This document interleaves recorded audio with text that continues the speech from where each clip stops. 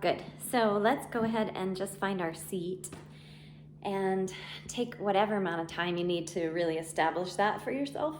Oh. And take any additional stretches that help open the sternum or the neck and shoulders. And just slowly but surely let yourself start to stack that totem that is the central axis in you, your spine. And feel the lashes, the side of them, the eyelashes that is lifting up into space. And then sense the side that is connected to the lids. And just feel the eyelid itself dropping down over the eyeballs. And then that gentle wisp of hair reaching outward. But feel the lid itself heavy and the lightness of the lash, paradoxically light, lilting, lifting. And then feel the space at the back of the heart and allow it to drift gently back, even if it's just a millimeter. And as we paradoxically feel the heaviness of our lids and the jovial uplifting eyelash also in this body, we'll feel and play with these energies that both drop and rise. The pranic force that impels movement, whether it's our breath or movement through our limbs and our extremities, our bodies. And then apana, that's dropping, gravity that's inviting us down and into earth. And just let yourself feel and entertain these two seemingly opposite forces living and coinciding within you. Maybe ironically feeling into the wider picture of our country right now, feeling opposites. And feel, again, just that gentle place where everything can coexist, where there is a certain harmony. And this might take a step forward through our imagination to start to sense and know a quiet equilibrium.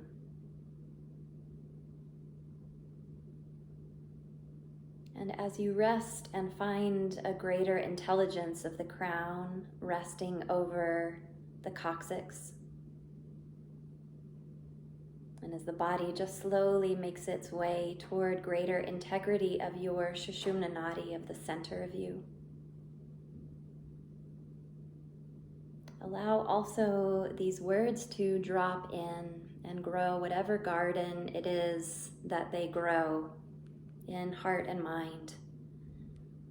It's a beautiful poem I'll share with us today by Pablo Neruda.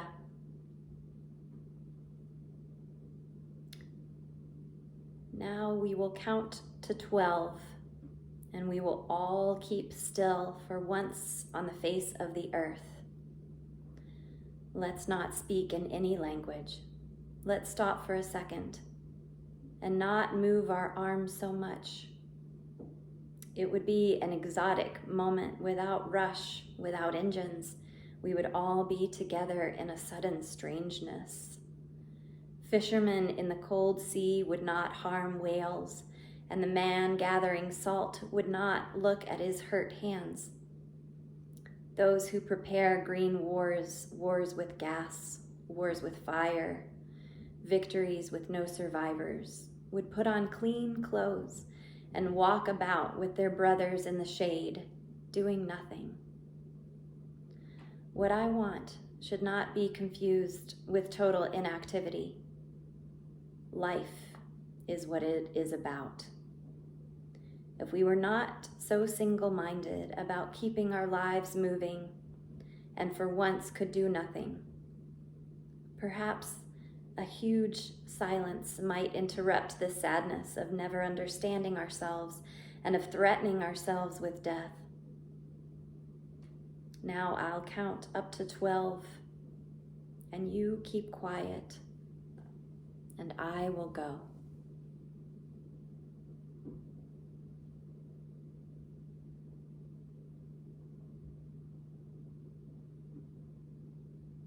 Just allow these words of invitation toward something quieter and equanimous to just land in you, just take sprout of something new in the soils of your heart, in the frantic coming and going of mental activity, and even deeper in the marrow of the bones themselves.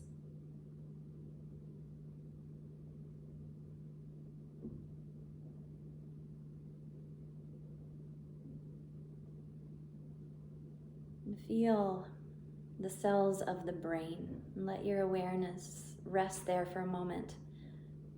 This place that may feel almost dialed up in activity, almost a little electric and charged, frantic perhaps. Whatever it is that you contain here mentally, from the neck up, just notice the quality of thoughts, the energy of living in and from those places and spaces. And then, like a summer rain, or as we are experiencing here in Boulder, a winter snow, just let all of that activity rain down, snow flake down into the contents of your body. And let the body be a conduit, and feel all of that energy, the frantic coming and going, the ping-ponging, the pinballing. Let it just drop and descend, rain down, and through your form and all the way out into earth.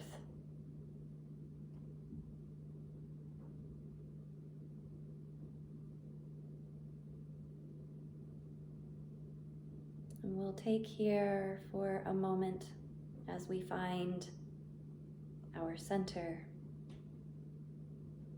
as we let the spaces of the brain descend.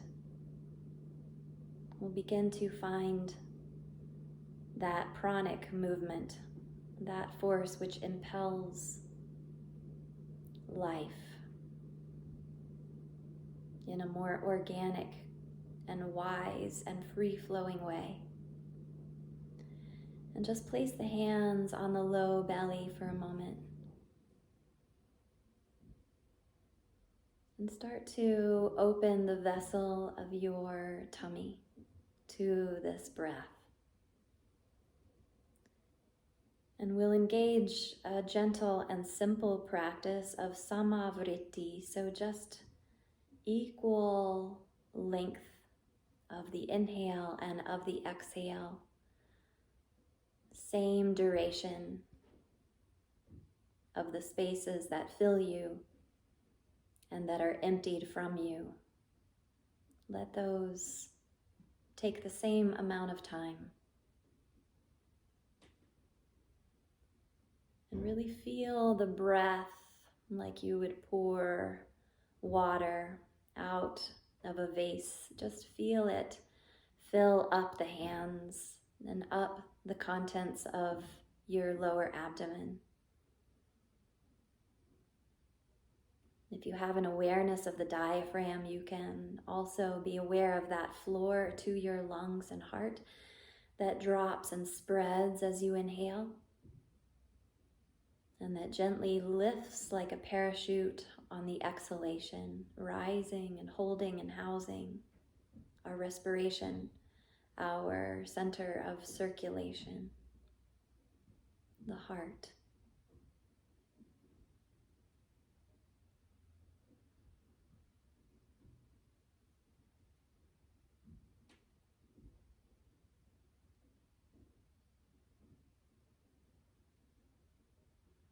Good. And then with the next few breaths, filling and emptying, maybe letting that lengthen a tiny bit, but only as much as still feels extremely comfortable to your nervous system. And then also let yourself begin to feel into the transitional space. And as if the breath were a circle, let that transition have no stops. Let it feel so smooth as one thing turns into the next. And as you find this suspension in time so slight, this gentle pause, and then it just spills right into the next cycle of respiration, in or out, whichever it may be.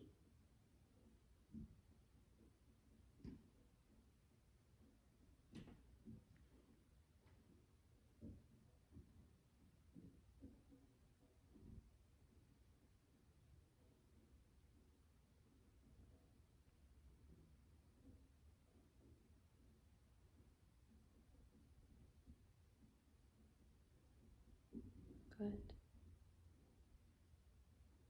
Just keep feeling into the vessel of the low belly as it fills and empties. Keep feeling into the spaces between the breath as we weave our attention into the body and into the breath. This is the entrainment of our mind. This is the quietening that we crave, the carefulness with which we can attend to our own seasons and our own cycles of breath and body as exhibited here through this singular thing of a breath.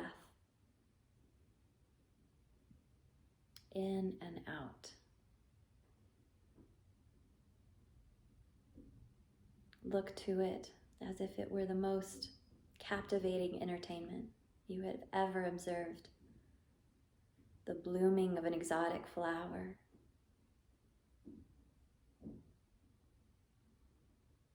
Something wild and brilliant. Good. And then gently place either the palms on the thighs, or you can rest them together at the lap.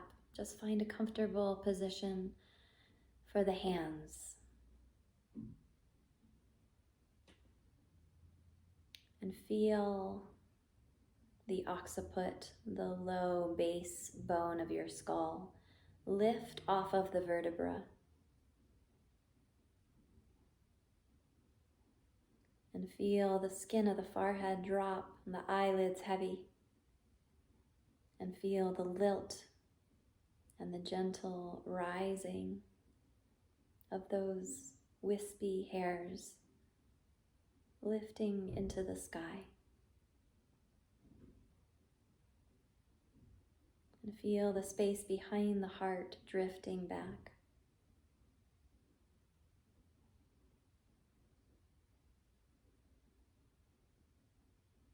And feel the skull itself shield-like, as we visited a few times in the last couple weeks, the parietal bone at the back and the frontal bone, the front part of the skull.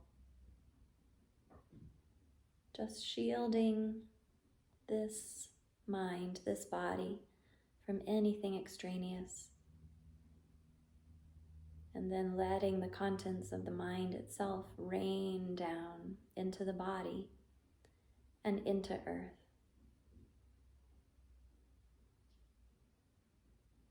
And this time, rather than placing the hands on the belly, let your attention rest still lower at what would be called the dantian, this orb-like position at your base, between the pubis and the coccyx and the two ischial tuberosities, those sits bones. Just feel a little circle slightly above the perineum. And this time, let the breath breathe you. So let go of any notions of elongation or management at all. And see if rather you can be a vessel for this dance of prana and apana, of what lifts and lilts and what drops and tethers.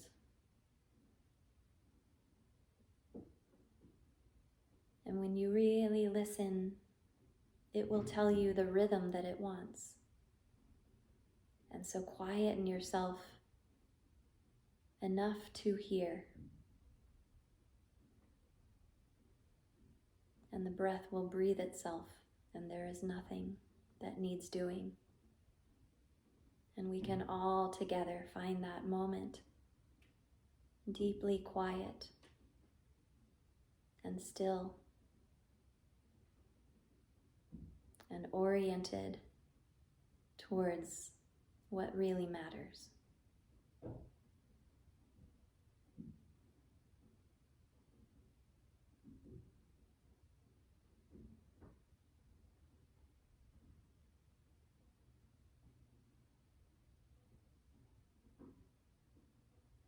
And just continue here to sit tall,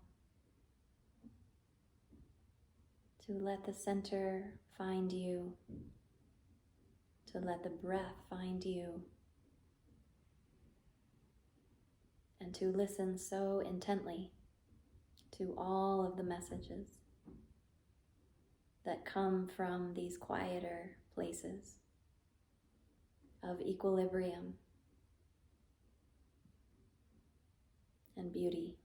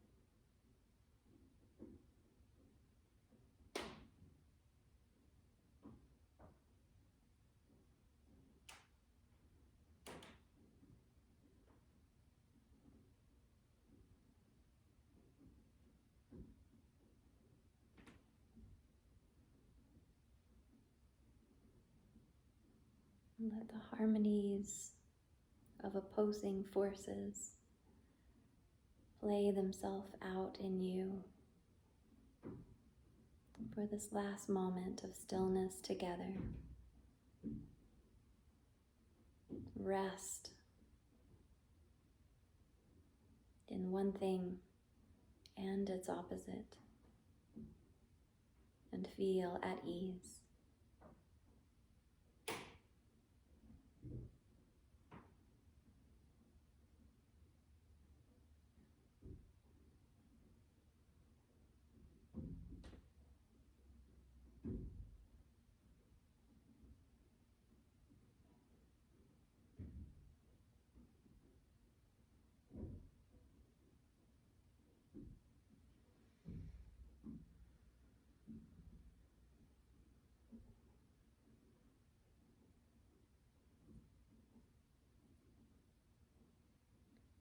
And float the hands palm to palm in front of the heart.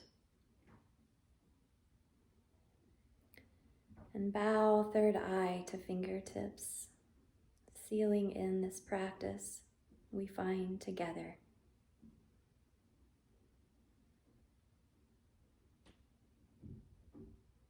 Namaste.